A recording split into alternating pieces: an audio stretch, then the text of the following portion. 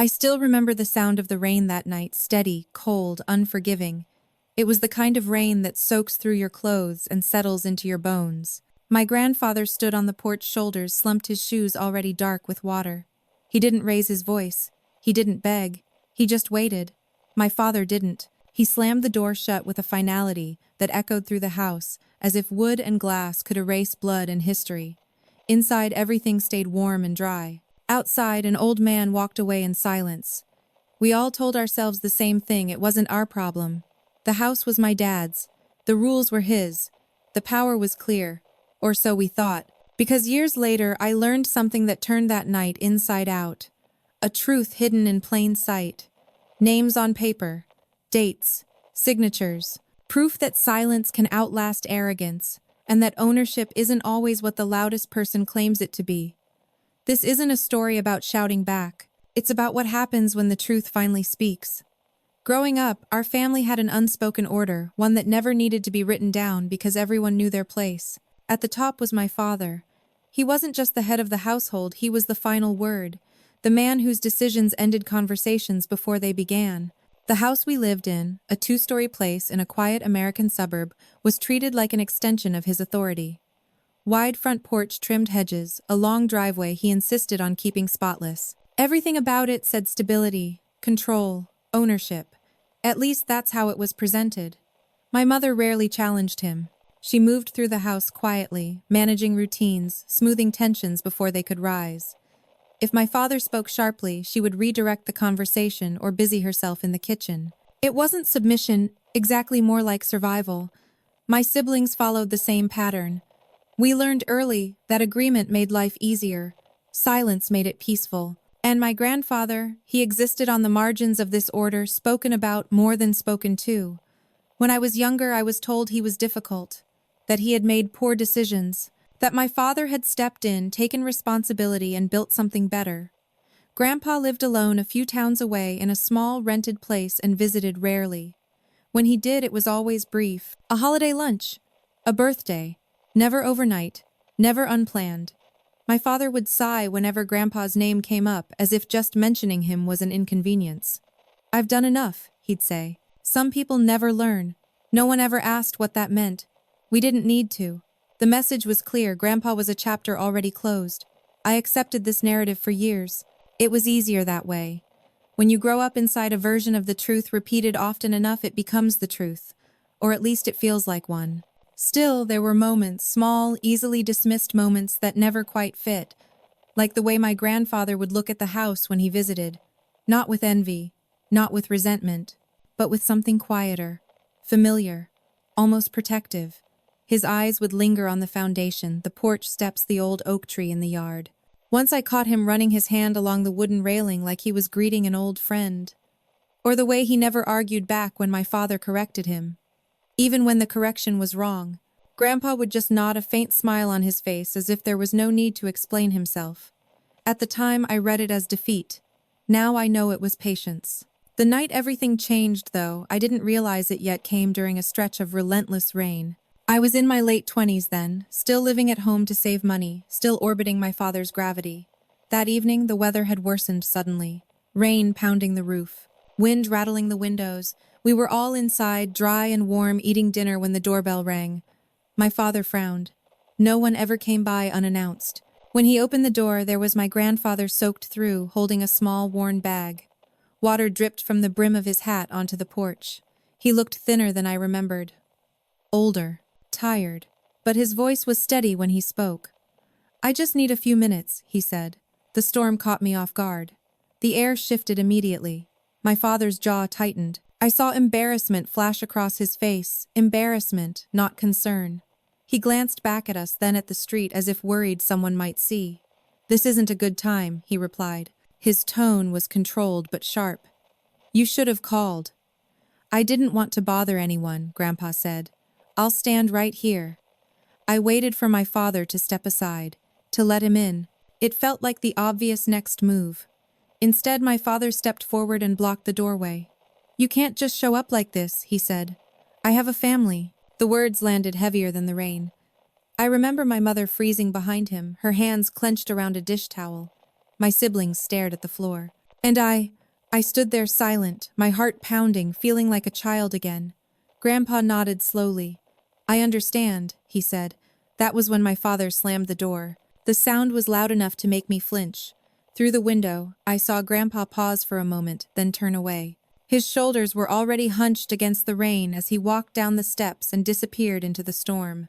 No one spoke for a long time. My father returned to the table and sat down like nothing had happened.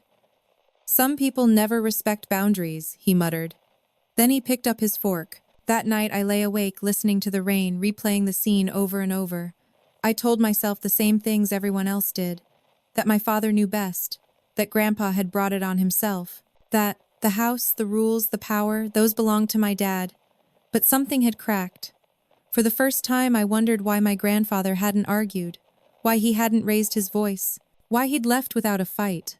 And why, as he stood in the rain, clutching that small bag, he looked less like a man who had lost everything, and more like someone who was waiting for the right moment. After that night, my grandfather disappeared from our lives, the way he always had, quietly, without complaint. Weeks passed, then months. My father never mentioned him again, and no one else did either. The silence settled in like dust, thin at first, then thick enough to cover everything. I told myself it was over, that whatever discomfort I felt would fade if I didn't touch it. But something inside me had shifted. I noticed things I hadn't before. I started paying attention to how my father talked about the house. He called it my place, my property, what I built. He said it often, especially when he was frustrated, as if repeating the words reinforced their truth. I had heard those phrases my entire life, but now they felt rehearsed, defensive. One afternoon, not long after the storm, I found myself alone in the living room, staring at the framed photos lining the wall. Birthdays, graduations, holidays. In almost every picture, the house was there in the background, unchanged, as if it had been watching us grow. I paused at an older photo, one I'd seen 100 times but never really looked at. It showed my father and mother when they were younger, standing on the front porch. The wood looked newer, then the paint brighter. And between them, his arm around both of them, was my grandfather. I realized something unsettling. Grandpa looked exactly the same age in that photo as my father did now. That thought stayed with me. A few weeks later, Grandpa showed up again. This time the weather was clear. The sky was pale blue, the kind of calm afternoon that made the memory of that storm feel unreal. I was the only one home. I heard a knock, not loud, not demanding. Just a polite, measured tap. When I opened the door and saw him, my chest tightened. He looked healthier, drier, more composed. He smiled when he saw me, a small smile that didn't expect anything in return.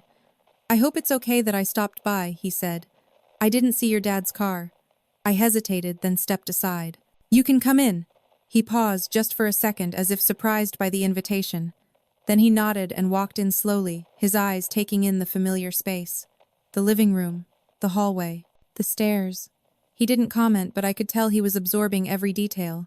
We sat at the kitchen table. I poured him a glass of water, my hands slightly unsteady. "I'm sorry about that night," I said finally. The words felt inadequate the moment they left my mouth. He waved it off gently. "You don't need to apologize for other people's choices." That calmness again, no bitterness, no anger. It unsettled me more than if he had yelled. He reached down and placed his bag beside his chair. It was the same one he'd carried in the rain. Old leather, scuffed at the edges, clearly well used. "I won't stay long," he said. "I just wanted to check on you. On me, not on my father, not on the house." We talked for a while about ordinary things. My job, the traffic in town, how fast time seemed to move these days. But there was something unspoken sitting between us, heavy and patient. At one point, he reached into his bag. He didn't pull anything out, just adjusted something inside, as if making sure it was still there. Papers, maybe. The sound was unmistakable. "You keep important things in there?" I asked, before I could stop myself. He looked at me for a long moment.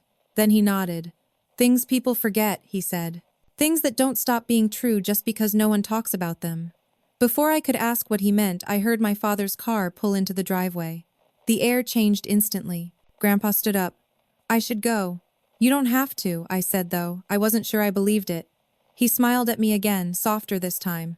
"Some moments are better chosen carefully." He walked to the door just as my father came in through the garage. Their eyes met across the room. The silence was thick, uncomfortable. "You shouldn't be here," my father said flatly. Grandpa didn't argue. I was just leaving. And he did. No confrontation, no raised voices, just a quiet exit that somehow felt heavier than the door slam had.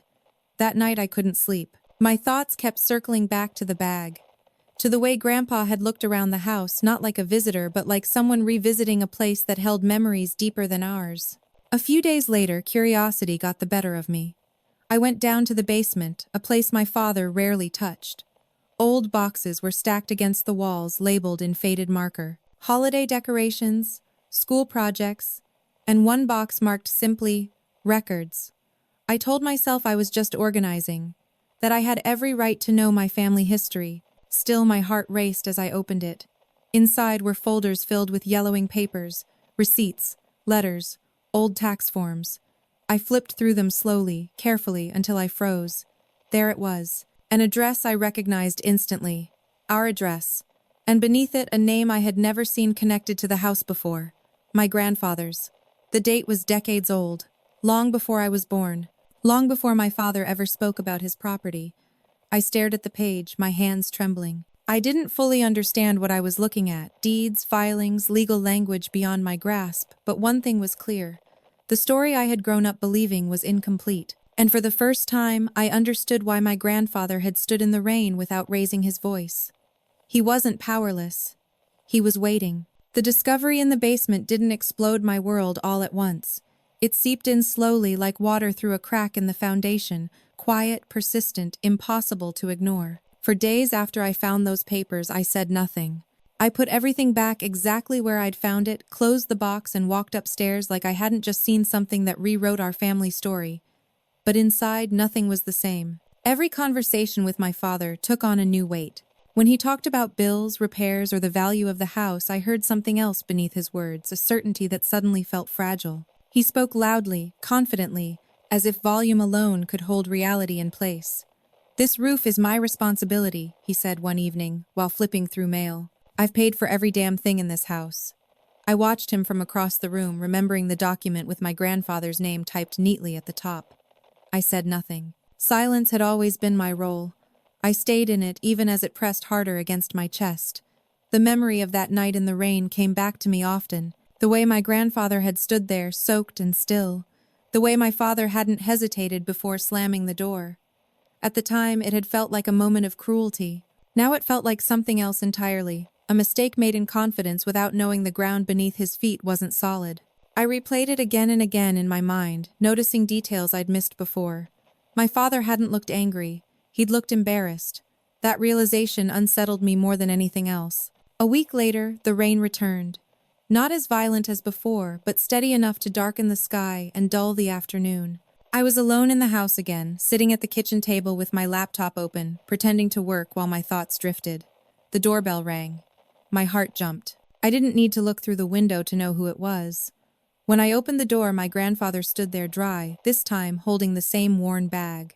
His posture was straight, calm, as if he had chosen this moment carefully. "I hope I'm not interrupting," he said. "You're not," I replied, stepping aside. "Please, come in." He crossed the threshold slowly, deliberately. I couldn't help noticing how different it felt this time. There was no tension in his shoulders, no hesitation. He wasn't asking permission. He was accepting an invitation. We sat in the living room. The rain tapped softly against the windows, a quieter echo of that earlier storm. "I found something," I said before I could lose my nerve. He didn't pretend not to understand. He just nodded once. "I wondered when you might." I took a breath. "The papers. In the basement.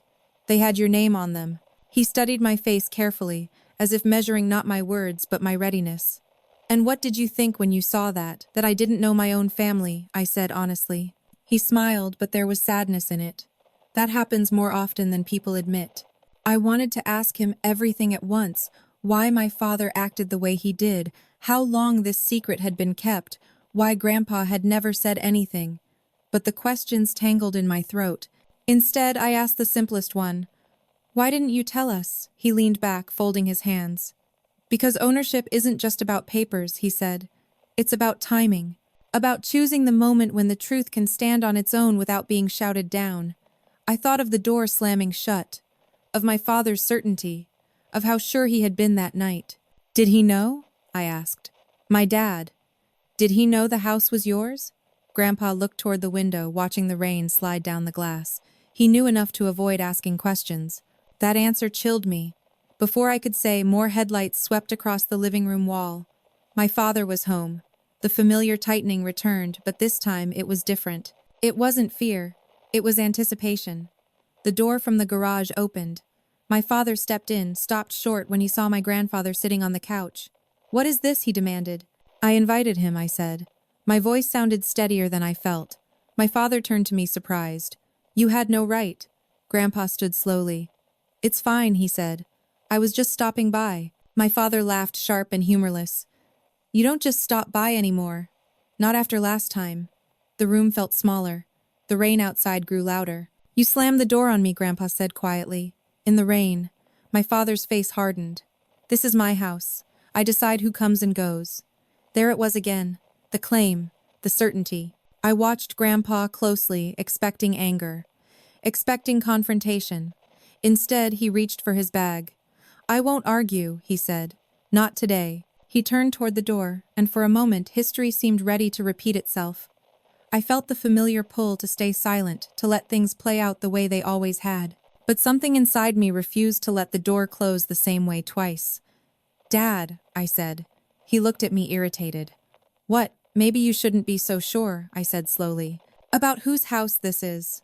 The words hung in the air, fragile and dangerous. My father scoffed. "What are you talking about?" I didn't answer. I didn't need to. Grandpa paused, his hand on the strap of his bag, and met my eyes. There was no surprise there, just a quiet acknowledgement. "This conversation will happen eventually," Grandpa said. "Whether we choose it or not." My father opened the front door, his patience gone. "Get out!" Grandpa stepped onto the porch. The rain brushed his coat, lighter than before but persistent. He turned back once. "I've waited a long time," he said. "I can wait a little longer." The door closed, not slammed this time, but firm. As the lock clicked into place, I realized something that made my hands tremble. The power in that room had shifted. Not because anyone had shouted, not because threats were made, but because the truth was no longer buried in a box in the basement. It was standing in the open, getting wet, and refusing to go away. After that night, the house felt different. Not physically, nothing had moved, no furniture rearranged, but the air itself seemed heavier, charged with something unspoken. My father avoided looking at me. When he did speak, it was clipped, impatient, like he was holding back words he didn't want to say out loud. My mother sensed it too. She moved even more quietly than usual, her eyes darting between us during dinner, her questions carefully neutral. No one mentioned my grandfather, but his presence lingered everywhere. I started noticing how often my father repeated the same stories about his past, how he worked his way up, how he took control when no one else would. The way he framed himself as the man who had rescued this family from instability. I had heard these stories all my life, but now I heard the gaps between them. I wondered what had been left out. Late one evening, when the house was quiet and everyone else was asleep, I went back down to the basement. This time, I didn't pretend I was organizing. I turned on the bare bulb, pulled the box marked records toward me, and opened it with intention. I took my time. There were documents I didn't understand. Old loan agreements, faded correspondence with letterheads from banks that no longer existed, tax forms from decades ago. I sat cross-legged on the cold concrete floor, reading slowly, piecing together a history no one had ever told me. The pattern emerged gradually. My grandfather had bought the property long before my parents married. The original purchase price, written in neat type, looked almost laughable compared to what the house was worth now. There were records of renovations, permits, pulled contractors paid, signed by my grandfather, not my father. Then came something else. A private agreement. Not flashy, not dramatic. Just a few pages signed and dated, outlining an arrangement between father and son. My father had been allowed to live in the house, to raise his family there, to treat it as home. But ownership, that was never transferred. It wasn't an oversight. It was deliberate. My chest tightened as I read. I imagined the conversation that must have taken place years ago. My father, younger, ambitious, convinced he deserved more. My grandfather, calm, cautious, protective of what he had built. A compromise, perhaps, one based on trust. Trust my father had turned into entitlement. When I finally closed the box, my legs were numb. I climbed the stairs slowly, my thoughts racing. I wanted to confront my father immediately, to demand answers, to force the truth into the open. But something stopped me. I remembered my grandfather's words. About timing. About letting the truth stand on its own. The next morning I drove across town to see him. His place was modest. A small apartment in a quiet complex, nothing like the house he technically owned. He greeted me with the same calm smile, as if he had been expecting me. "I think I understand now," I said after we sat down. He nodded. "Understanding is heavier than ignorance," he replied gently. "But it lasts longer." I told him what I'd found, the agreement, the permits, the dates. He listened without interrupting, his expression steady. "Why did you let him treat you like that?" I asked finally. "Why didn't you ever say anything?" He leaned back in his chair. "Because fighting for respect is different from fighting for truth," he said. "One exhausts you, the other waits." I thought of the rain, of the door, of how small he had looked that night and how wrong that impression had been. "Are you going to do something?" I asked. "I already have," he said quietly. A week later, my father announced plans that would have sounded ordinary under any other circumstances. He wanted to refinance the house. Interest rates were favorable, he said. It was a smart financial move. He talked about it loudly at dinner, confident, proud. "I've built enough equity," he said. "It's time I used it." I felt my stomach drop. Refinancing meant paperwork, records, verification. It meant exposure. I said nothing. My grandfather said nothing. We didn't need to. The truth was already moving slow but unstoppable. The day my father went to meet with the bank, I stayed home. I paced the living room, listening to the clock tick, imagining his confidence carrying him into that office. I wondered when it would crack. When someone would point at a document and ask a simple question he couldn't answer. He came home hours later, pale and furious. "They made a mistake," he snapped, throwing his keys onto the counter. "They don't know what they're doing." My mother looked up from the stove. "What happened?" "They said there's an issue with the title," he said. "Some old name still attached." "It's nothing. Just paperwork." But his hands were shaking. That night, I heard him on the phone in his bedroom, his voice low and tense. Words drifted through the hallway. "Impossible." That was settled. He wouldn't dare. I lay awake staring at the ceiling, knowing exactly who he meant. A few days later, a letter arrived. Official. Thick. Addressed to my father. He read it alone in his study. When he came out, his face looked older, drawn tight by something like fear. He didn't say a word. He didn't have to. For the first time in my life, my father wasn't in control. And the man he had shut out in the rain hadn't raised his voice once. The truth was doing what it always does when it's finally allowed to breathe. It was rearranging everything. The letter changed the rhythm of the house. It sat on the kitchen counter for 2 days, unopened again after my father read it the first time, like an object that might explode if touched. He moved around it carefully, avoiding the space where it lay, as if distance alone could undo what it contained. My mother noticed. She always noticed. She asked questions softly, cautiously, but my father brushed them aside with vague answers and forced confidence. "It's a misunderstanding," he said. "Old paperwork, nothing more." But I had seen his hands shake. I had heard the fear in his voice on the phone, and now, knowing what I knew, every excuse sounded thin. On the third night, long after everyone else had gone to bed, I heard the study door open. Light spilled into the hallway. I waited, counting my breaths, then stepped quietly toward the stairs. My father was sitting at his desk, papers spread out in front of him. The letter was open now, alongside other documents he must have pulled from wherever he'd kept them hidden all these years. He didn't notice me at first. He was too focused on the page, his brow furrowed, his mouth set in a hard line. I saw the name, my grandfather's, printed clearly, unmistakably in bold near the top of the document. "You weren't supposed to see that," my father said suddenly. I froze. "I already have," I replied. He turned to face me, anger flaring in his eyes. "You went through my things." "I went through the family's history," I said. "There's a difference." For a moment, neither of us spoke. The clock on the wall ticked loudly, marking time neither of us could reclaim. "He manipulated you," my father said finally. "That's what he does. He always has." I shook my head. "The papers don't look manipulated. They look deliberate." His jaw tightened. "You don't understand how things were back then." "Then, explain," I said. He looked away. That silence told me everything. I didn't press further. I didn't need to. I went back to my room, my heart racing, my thoughts heavy with what was coming next. The following week, my grandfather asked me to meet him downtown. "I want you there," he said over the phone. "Not to speak, just to listen." We met outside a modest office building with a brass plaque by the door. Inside, the air smelled like old paper and coffee. A man in a tailored suit greeted us warmly, shaking my grandfather's hand with clear respect. "This is my attorney," Grandpa said. The meeting was calm, methodical. They went through documents I recognized from the basement, along with others I had never seen. Deeds, property tax records, correspondence with the county. Every piece lined up neatly, reinforcing the same quiet truth. "The ownership is clear," the attorney said, his voice even. "It always has been." I felt a strange mix of relief and grief. Relief that I hadn't imagined it.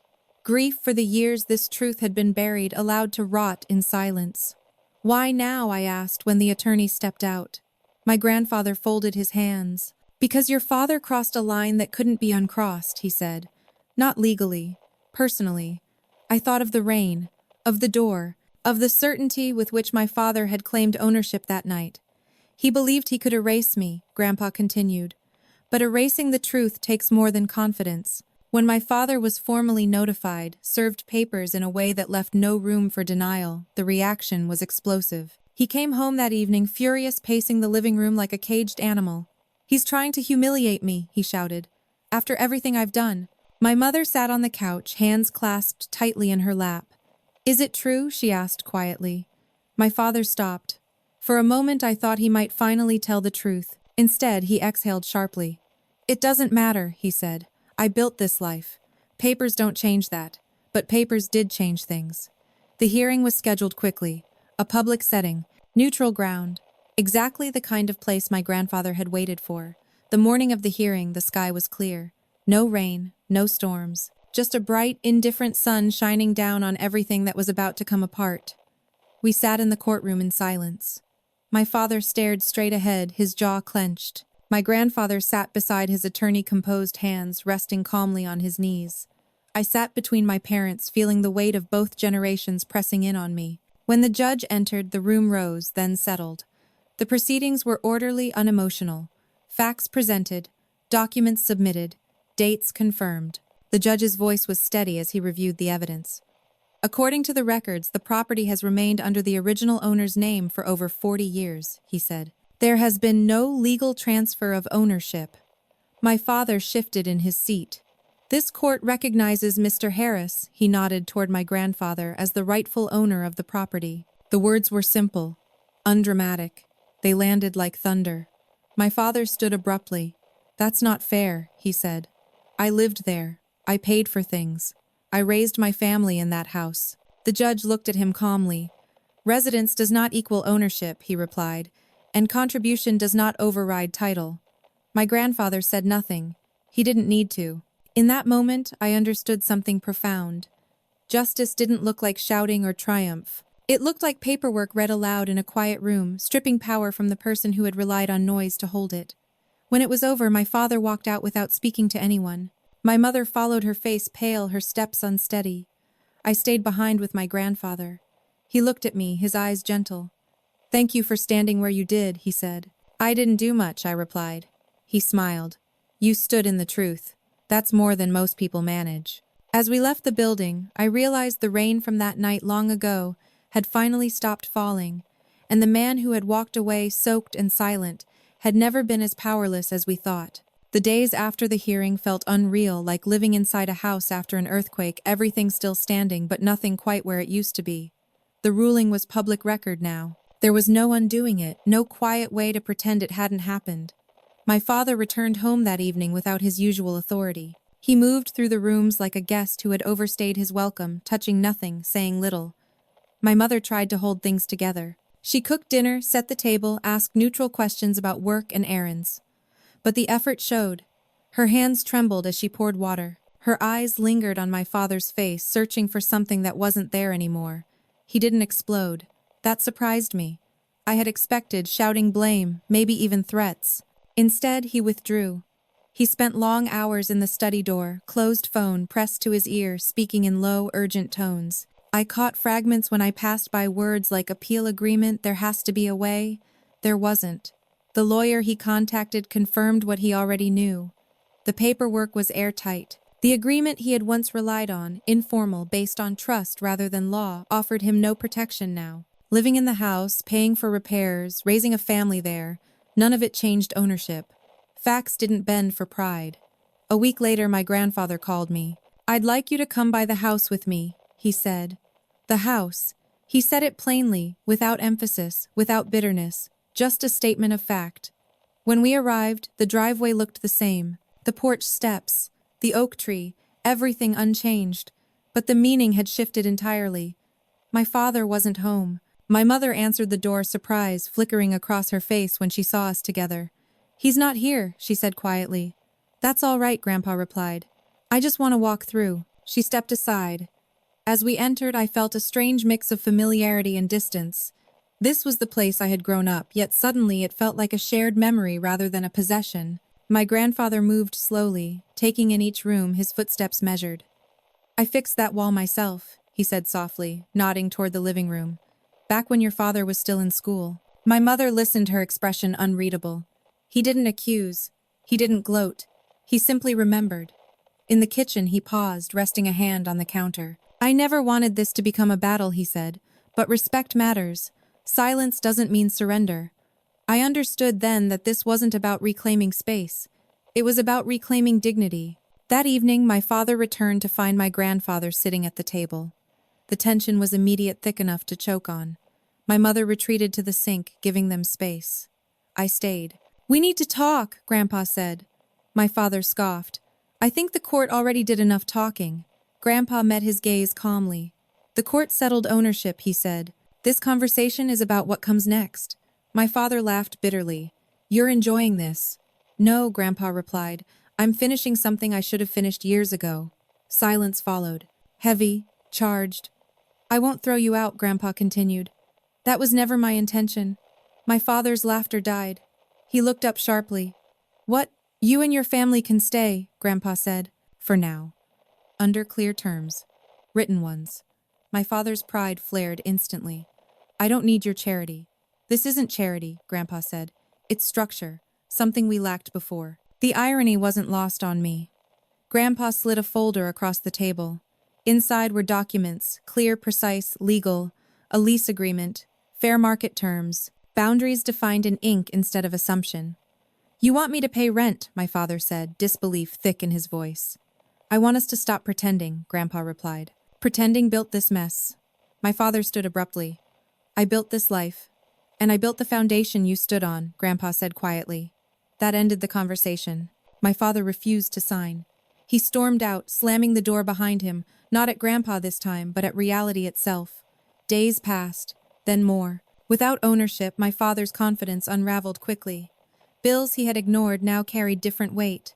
Decisions he once made alone now required discussion. He grew short-tempered, restless. The house no longer felt like a throne. It felt like borrowed ground. My mother finally spoke to me one night after he'd gone to bed. "Did you know?" she asked. "Yes," I said. She nodded slowly. "I suspected," she admitted. "But suspicion is easier to live with than certainty." I understood that better than I wanted to. Eventually, my father returned to the table, not in triumph, not in anger, but in quiet defeat. He signed the agreement. His name no longer sat at the top of anything important. For the first time, he was accountable in writing. My grandfather didn't move in. He didn't take over. He kept his distance, respecting the space even as it became undeniably his. Power, I realized, didn't need to announce itself.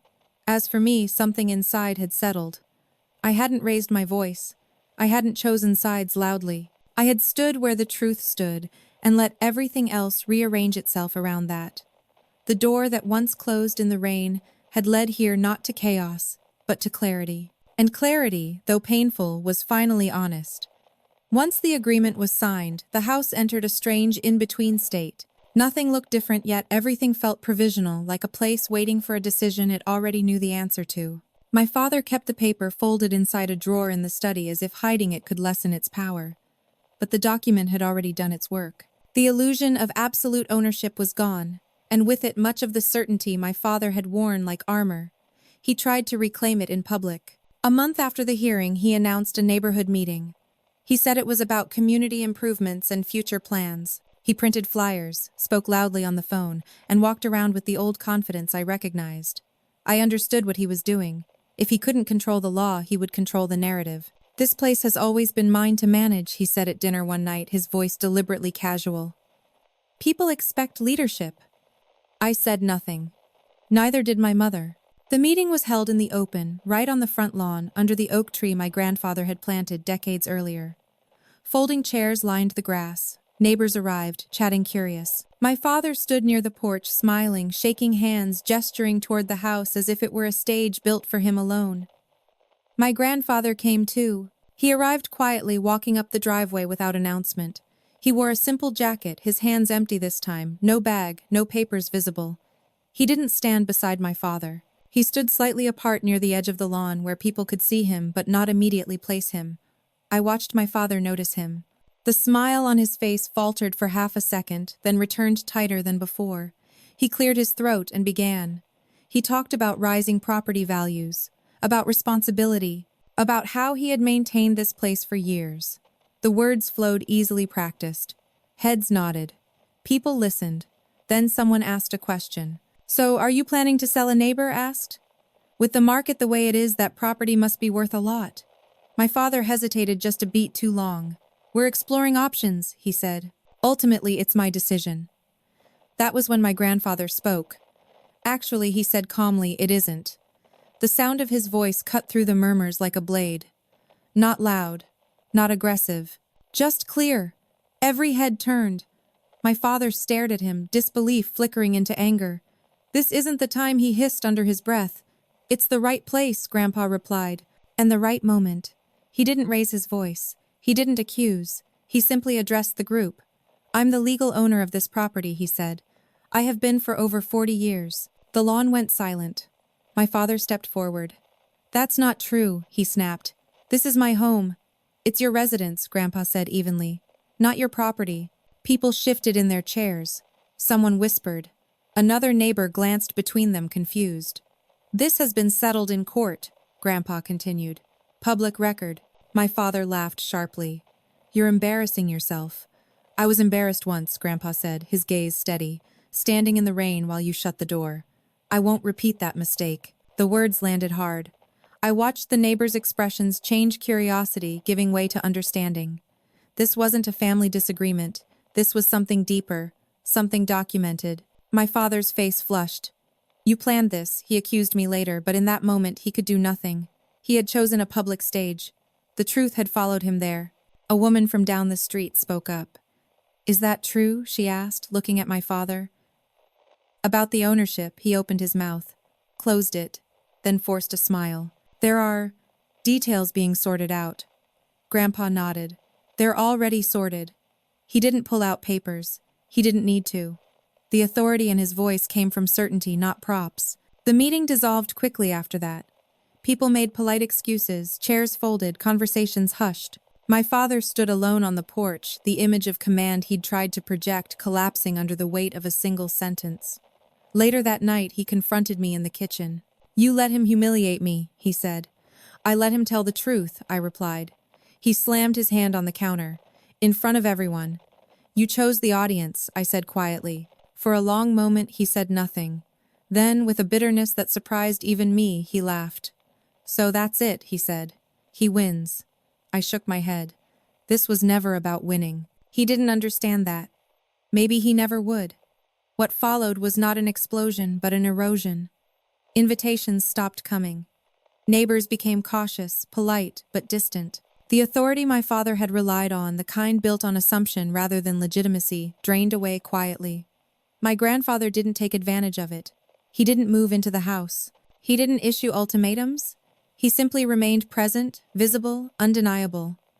One afternoon, I found my father sitting alone on the porch steps, staring at the yard. "I didn't think it would end like this," he said without looking up.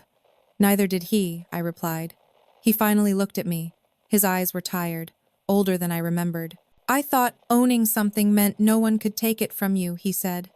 "It means being responsible for it," I said. "And for the people tied to it." He didn't answer. That night, as I stood at my bedroom window, I watched the rain begin again, light, almost gentle this time. It washed over the lawn, the porch, the door that had once been slammed shut in certainty. The house remained. But the power that once lived inside it had changed hands without a single raised voice. The notice came 3 weeks later, delivered in a plain white envelope that looked harmless until you opened it. It wasn't dramatic. No bold warnings. No threats. Just a formal scheduling notice from the county, an administrative hearing regarding occupancy compliance and enforcement of the court's ruling. Public. Official. Unavoidable. My father read it twice, then folded it carefully and set it down on the table. He didn't swear. He didn't argue. He just nodded as if acknowledging something he'd known was coming but had hoped might miss him. "They're treating me like a tenant," he said quietly. No one corrected him. The morning of the hearing, we drove downtown together in silence. The city felt indifferent, going about its business, as if our private collapse meant nothing. Cars honked. People crossed streets with coffee cups and phones pressed to their ears. Life uninterrupted. The building was modern glass and steel with a seal of the county mounted above the entrance. Inside, the waiting area was filled with strangers, people there for permits, disputes, filings, ordinary problems, ordinary consequences.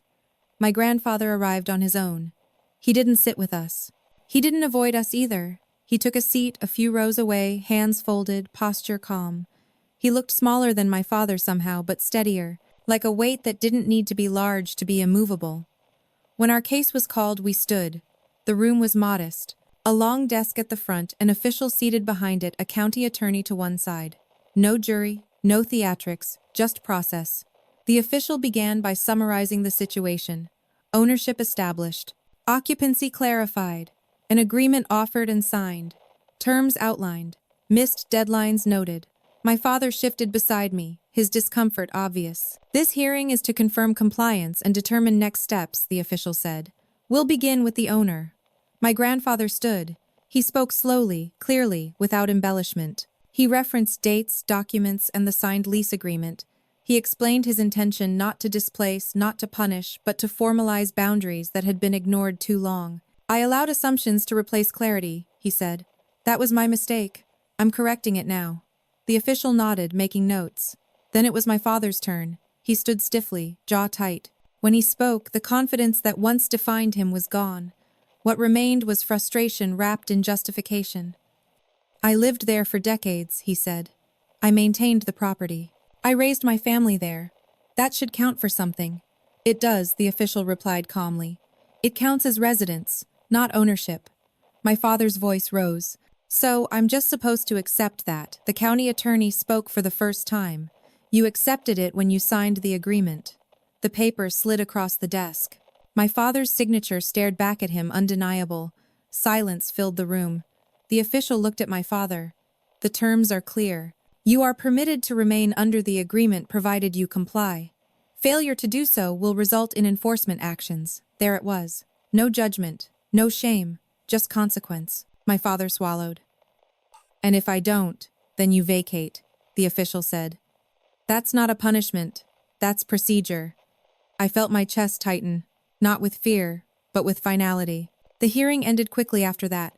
No further debate, no dramatic conclusion, just a stamp on a page and a schedule set in motion. As we left the room, my father stopped in the hallway. "So this is it," he said. Not to anyone in particular. My grandfather paused a few steps ahead, then turned. "This is what happens when truth is delayed," he said gently. "It doesn't disappear. It waits." My father looked at him, anger flickering briefly, before exhaustion took over. "You could have told me," he said. "I did," Grandpa replied. "Years ago." "You didn't listen." That was the first time I saw my father say nothing, because there was nothing left to say. Outside, the sky was overcast, heavy but not raining. We stood there for a moment, 3 generations bound by the same address, now separated by clarity. My grandfather didn't linger. He nodded once and walked away. On the drive home, my father stared out the window. "I thought being strong meant never backing down," he said suddenly. I didn't answer right away. Then I said, "Sometimes it means knowing when you already have." When we reached the house, he sat in the car for a long time before getting out. The porch looked the same. The door. The oak tree. But the meaning of standing there had changed forever. That night I heard him moving through the house slowly, deliberately, as if measuring what belonged to him and what didn't. Not in anger, in reckoning. The door that had once been slammed shut in certainty had led us here to a public room, a quiet official, and a truth that didn't need emotion to be enforced. Justice, I realized, doesn't always arrive with drama.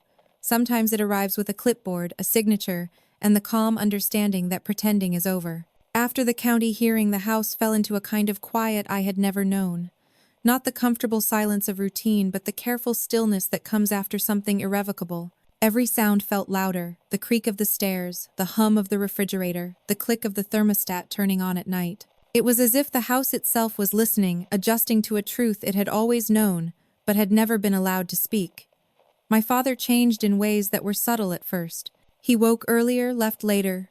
He stopped making declarations and started asking questions. Small ones, practical ones. When the water heater made a strange noise, he didn't announce what he would do about it. He looked up a number. When the lawn needed work, he asked before acting. It wasn't humility exactly. It was caution. One evening he knocked on my bedroom door. That alone felt strange. He hadn't knocked in years. "I need your help with something," he said. In the study, he had spread out paperwork on the desk, bills, notices, the lease agreement. He pointed to a clause, his finger hovering. "What does this mean?" he asked. I read it carefully, then explained. My voice stayed even. No edge, no satisfaction, just facts. He nodded, absorbing it. "So if I miss this date, there are penalties," I said. "Clear ones." He exhaled slowly. "I never paid attention to deadlines," he admitted. "I assumed things would work out." I didn't say what I was thinking, that assumptions had carried him far, but never safely. Days turned into weeks. Compliance became routine. Rent paid on time. Maintenance requests documented. Boundaries observed. The house functioned differently now, like a place governed by agreements instead of authority. My grandfather visited occasionally, always with notice. He never entered without being invited. He never inspected or criticized. When he did come inside, he stayed near the door, polite, restrained. One afternoon, I found the two of them standing on the porch together, looking out at the yard. The oak tree cast a wide shadow across the lawn. "I planted that when you were 10, Grandpa said." My father nodded. "I remember." They stood there quietly. No reconciliation, no apology, just shared memory stripped of power. Later, my father spoke to me in the kitchen. "I kept thinking there would be a moment," he said. "A big one, where someone would shout, where everything would break." "There doesn't have to be," I replied. He leaned against the counter, staring at the floor. "It's worse this way." "Why? Because I can't blame anyone," he said. "Not really." That was the truth he struggled with most. The neighbors adjusted too. Slowly. Conversations returned, cautious at first, then easier. The story had spread, but not in the way my father feared. People didn't mock him. They didn't shun him. They simply recalibrated their expectations. Authority had shifted, and everyone sensed it. One Saturday morning, I watched my father mow the lawn. He stopped halfway through, wiped his forehead, and looked up at the house. For a moment, he looked lost. "I used to think this place proved something," he said when I joined him. "That I'd made it." "What does it prove now?" I asked. He considered the question. "That I lived here," he said finally. "That's all." It wasn't defeat. It was clarity. The true turning point came when the bank sent a follow-up letter. A routine confirmation acknowledging the updated records and confirming my grandfather as the sole title holder. My father read it without reaction. Then he placed it neatly in a folder and slid it into the drawer. "I don't need to keep pretending," he said. That night, he asked my grandfather to come over.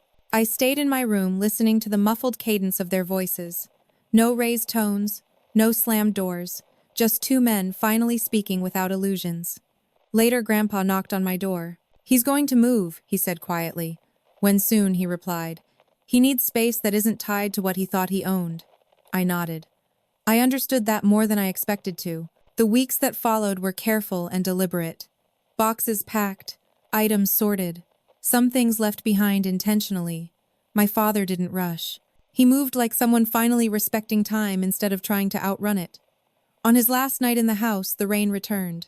Not heavy, just enough to darken the pavement and soften the air. We stood by the door together. "I used to think closing that door made me strong," he said, not looking at me. "I was wrong." I waited. "I don't expect forgiveness," he continued. "I just wanted you to know I see it now." I nodded once. That was enough. When he stepped outside, he paused on the porch, letting the rain touch his sleeve. He didn't flinch. He didn't hurry. He walked down the steps slowly, deliberately, and disappeared into the night, without slamming anything behind him. Inside, the house felt lighter. Not because it had been reclaimed, but because it had been clarified. The truth had finally finished speaking, and it had done so without anger, without spectacle, without noise. And in that quiet, something like justice settled in. The house didn't feel empty after my father left. It felt honest. For the first time, every room existed without tension, without the unspoken pressure to perform or submit. My mother moved differently now, more slowly, more deliberately, as if relearning the space on her own terms. She opened windows more often, let light linger, played music while she cooked. Small changes, but meaningful ones. My grandfather didn't move in. He never suggested it. He respected the distance the way he always had, by giving it. The house remained familiar, but it was no longer governed by fear or assumption. It was governed by clarity. A few weeks after my father moved out, my grandfather invited me to walk the property with him. Not inspect it, walk it. We started at the porch where the wood still bore faint marks from years of weather. The place where everything had changed. He paused there for a moment, his hand resting lightly on the railing. "I didn't plan for it to happen that way," he said. "I know," I replied. We walked slowly, circling the house. He pointed out small details I'd never noticed. Where the drainage used to fail, where he had reinforced a beam years ago, where the soil shifted slightly after heavy rain. "I learned early," he said, "that if you don't address small cracks, they grow quietly. Then one day they're all anyone sees." I thought of my father, of how long the cracks had been ignored. That afternoon, my mother joined us in the kitchen. She sat across from my grandfather, her hands folded neatly in front of her. "I should have spoken sooner," she said. My grandfather shook his head gently. "We all make choices we think will keep the peace." She nodded. "I thought silence was protection." "It is," he said, "until it isn't." There was no blame in his voice, no resentment, just understanding. Later that evening, I received a message from my father. A simple text, no accusations, no justifications. "I'm settling in. I wanted you to know I'm okay." I stared at the screen for a long time before replying. "I'm glad." That was enough. Weeks turned into months. The legal matters concluded quietly, as they always do when nothing is contested anymore. Paperwork finalized, records updated. No drama, no appeals, just closure. One morning, my grandfather asked me to drive him to the county office. He wanted to update one last thing. When we arrived, he signed a document and handed it back to the clerk. "What was that?" I asked as we walked out. "A contingency," he said. "For the future." I didn't press him. It wasn't until later that I understood. He sat me down one afternoon, his tone gentle but deliberate. "I won't be here forever," he said, "and I don't believe in leaving confusion behind." He explained his plan not in grand terms, not as a gift or a reward, but as a responsibility. The house would remain a place of stability, of clarity, of respect. "You've learned how to listen," he said. "That matters more than ownership." I didn't respond immediately. The weight of it settled slowly. "I didn't raise my voice," I said. I didn't confront him. "You didn't need to," Grandpa replied. "Truth doesn't require volume." That sentence stayed with me. My father visited once, months later. He asked permission before coming. When he stepped inside, he paused, as if crossing a threshold he hadn't earned. We sat at the table. He looked around, then at me. "I used to think silence meant weakness," he said. "I was wrong. I didn't argue. I didn't reassure. I just listened." When he left, he closed the door gently. The rain came again that night, light and steady. I stood by the window, watching it fall across the yard, the porch, the steps. I thought of the night it had all begun, how an old man had stood outside, soaked and silent, carrying a truth no one wanted to hear. And how that truth, patient and unyielding, had eventually reshaped everything. No shouting, no revenge, just time, evidence, and the quiet strength to wait. The person who had once been dismissed, ignored, and shut out hadn't needed to force his way back in. He had simply remained standing. And in the end, that was enough. By the time autumn arrived, the house had settled into its new truth, the way old wood settles after a long season of strain, quietly, without complaint. Leaves gathered along the edges of the porch, and the oak tree shed them generously, as if letting go of what it no longer needed. I found myself noticing these things more now. Change had slowed me down, made me observant. My grandfather's visits became routine, but never intrusive. He called ahead. He asked, He waited. Every small courtesy felt intentional, like a lesson delivered without instruction. When he came inside, he never went farther than invited. When he spoke, he chose his words carefully, not to control the space, but to respect it. One afternoon, as we sat in the living room with the windows open to let the cool air in, he handed me a folder. "I want you to read this," he said. Inside were documents, clear, final, unmistakable, estate planning, ownership continuity, contingencies, everything written in a way that left no room for confusion, no gaps for assumptions to grow in. "I'm not asking you to agree today," he said. "I just want you to understand." I read slowly, my throat tightening with every page. It wasn't generosity that struck me most. It was intention. He wasn't rewarding loyalty. He wasn't correcting past wrongs through favor. He was preventing future ones. "You don't owe me this," I said finally. He smiled faintly. "I'm not giving it because you owe me anything. I'm giving it because you didn't rush. You didn't shout. You let the truth do its work." I thought of my father, of how differently he had moved through the world, always pushing, always asserting, always afraid that if he stopped, something would be taken from him. "Was it hard?" I asked. Waiting all those years, my grandfather looked toward the window where the branches of the oak swayed gently.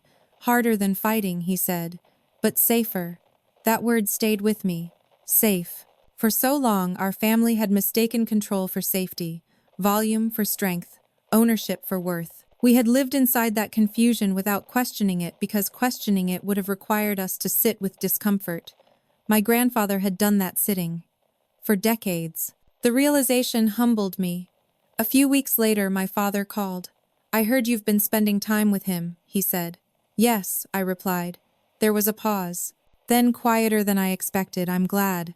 I didn't ask what he meant. I didn't need to.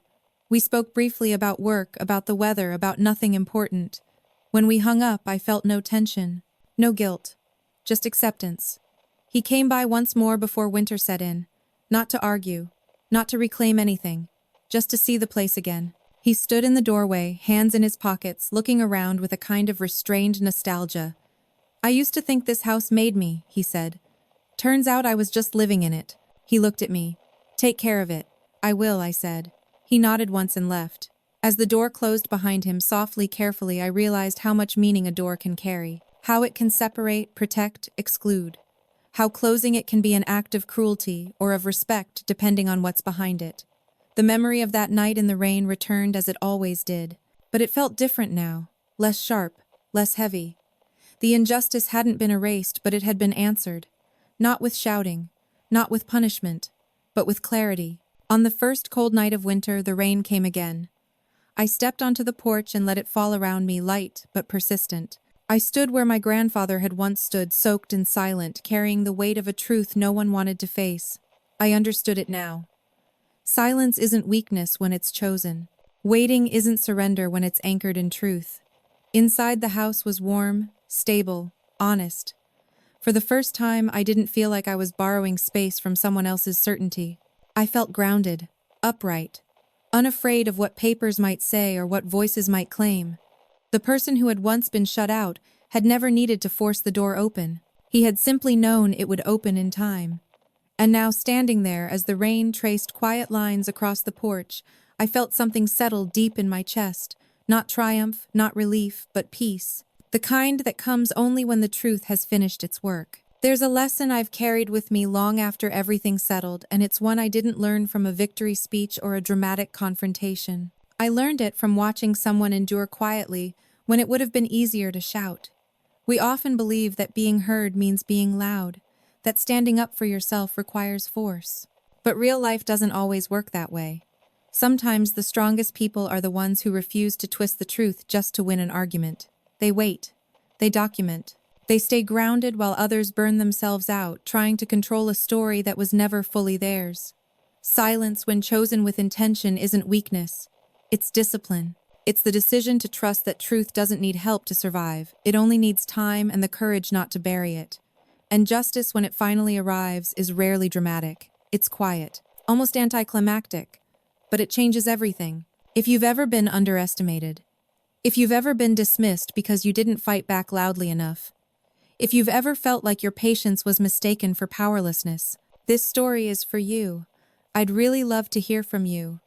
In the comments, tell me where you're listening from and what time it is there right now. And if this story made you pause, reflect, or feel seen in any way, share what lesson it left with you. If you believe stories like this matter, stories about quiet strength, delayed justice, and standing upright without shouting, please consider subscribing to the channel. Your support helps these stories reach the people who need them most.